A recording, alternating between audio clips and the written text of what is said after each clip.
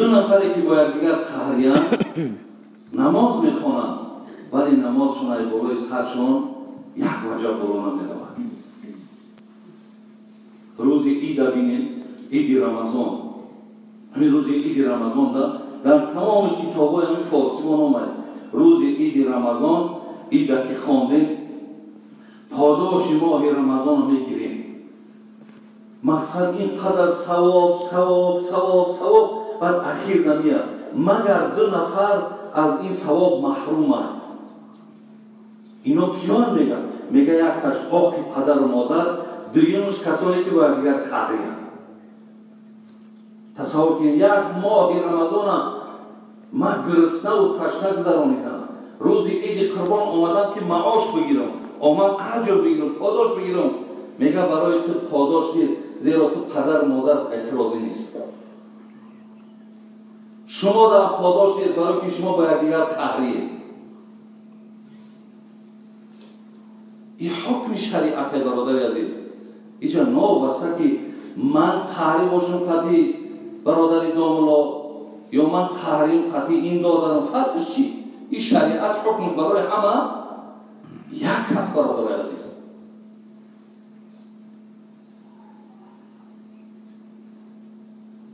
حتی در حدیث خوندیم میگم من حجر اخاه سنتن فهو کسفک دمی. این امام احمد روایت میکنند، میگن هر کسی با برادرش یک سال اگر قهرگیش دوام کنید همچنان است که خونی او را ریزاندگی است، یعنی همچون آدم کش در پیش خداوندی. اکنون مؤمن برادر عزیز، امروز مؤمن های ما باید با یکدیگر قهری نباشند، با یکدیگر ملال نباشیم. الله مهربان در آیاتی که من از سوره شعرا از سوره هجر خواندم، شما با یکدیگر باید بال تواضع مهربان باشید، یکدیگر را باید حرمت کنید. شما باید مثالی برادر عزیز یک آدم باید باشید همتون. از شب معراج پیامبرمون گپ میزنه، میگه عرضت علی اعمال امتی حسنها و سیئها فوجدت فی محاسن اعمالها الاذى یموت عن الطریق ووجدت فی مساوئ اعمالها النخاعة تکون فی المسجد لا تدفن. این جناب امام مسلم روایت کرده است. پیامبر گفت در من نیکی های اومد و بدی های اومد نشان دادم. یعنی بر من الله مهربان گفت از همه گناه وزبین ترین چی است و از همه ثواب وزبین ترین چی است.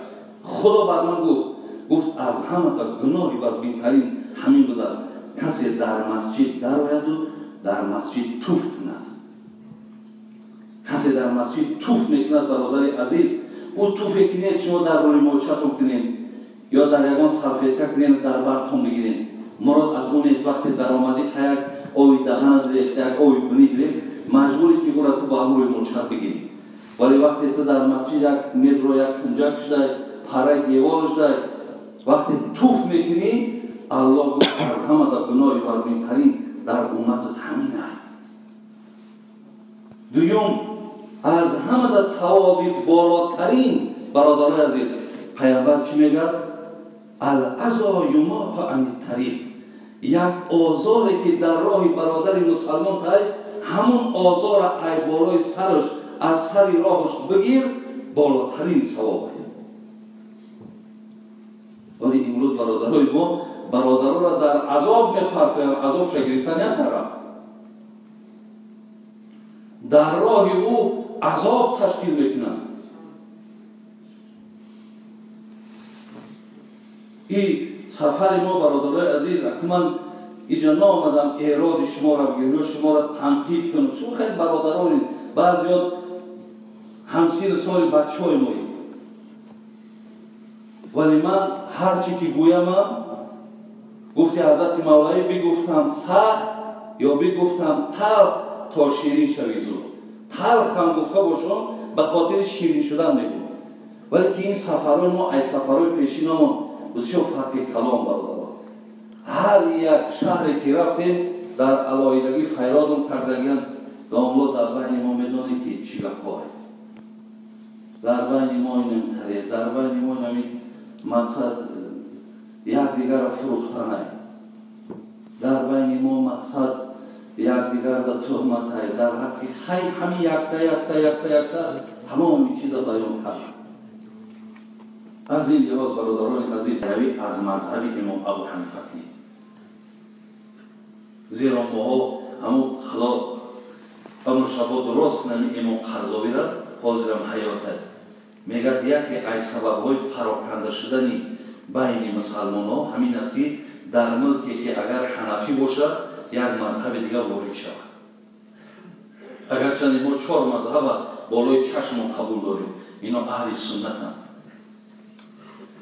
ولی به همین دانش ما و فهمیش ما همین روش مذهب خودمان بس بچه ها را دیدیم برای یک نمیدونم رهبرش چه نه یا داغستانی چیزی باشد خاطر همون شده مذهب شافعی قبول کرده است ولی مذهب خود چه نمیدونه در این طهارت چند سنت های علاقه مذهب ایواز کرده است. دادروی عزیز همین مذهبی ما در این اینجا اگر باشید یک مبادای انشاءالله که خدا دانه اگر میگم گمانان بد نیست همین یک کمبوده که در این مذهب حنفیه همین یک دانه شده بس دو تشنه این مذهب برادرای عزیز این تا آدمایی که اندکی که علیف نمیشناسن پیروی نمید این در این مذهب هر مفسرای هر محدثای هر مجتهدای که حسابش گمه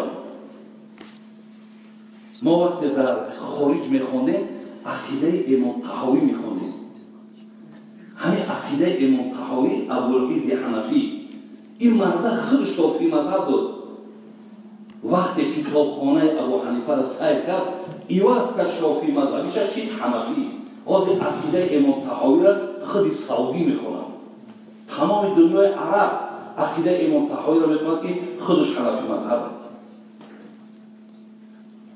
برادران عزیز از این لحاظ برای شما من انشاءالله خیالی باشیم باز رسالیدنی ها دارم بعد همون عرف و عادت های توجیکی خودمانم گم نکنیم کمک اینجا تاثیر کن میرسونند ولی خدا ما دیگر که اگر بینن یکان تاگمون طاقه میخریم یا که اگر یکان فیولی بدو میگیم همون عروسی میجاز شدگیه همون میجازهای ایارا نیم همون میجازهای خطا قبول کنیم همون رنگ شکلی که توجیکی داریم همون داریم برادرای عزیز چندین شهرها در حضرت شاهده میدونیم چی نام داری فاطمه چی نام داری عایشه چی نام داری سلمان خب چی نام داره کوتاش هم میپسیم وقتش هم میپسیم 40 سلمان جان خب توجیکی را نمیدونم نکنین که پدر و مادری نباشین که بچه هاتون توجیکی را ندونن یگان جای برادر افتخار نیست که بچه ما عروسی گپ زنه بچه ایت تمام زبان نبودانه و تاجیکیش ندانه این بچه ایت اگه چیش بگو موقعی که با قرب میکنه با تشکر نکنه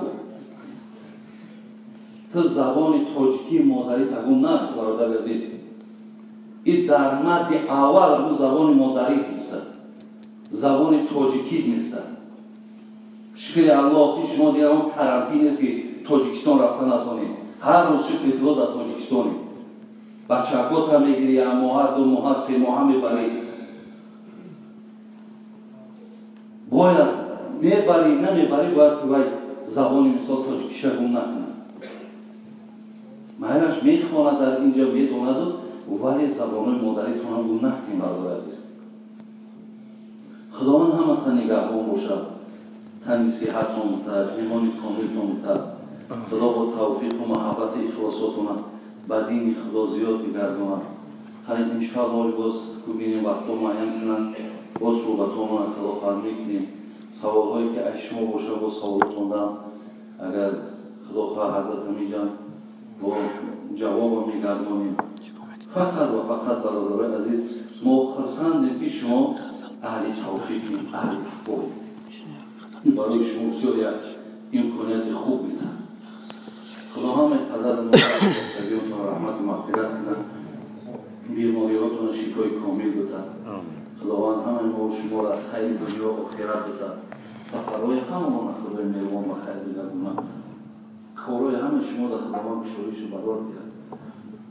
اهدنا الصراط المستقیم صراط الذین انعمت علیهم غیر المغضوب علیهم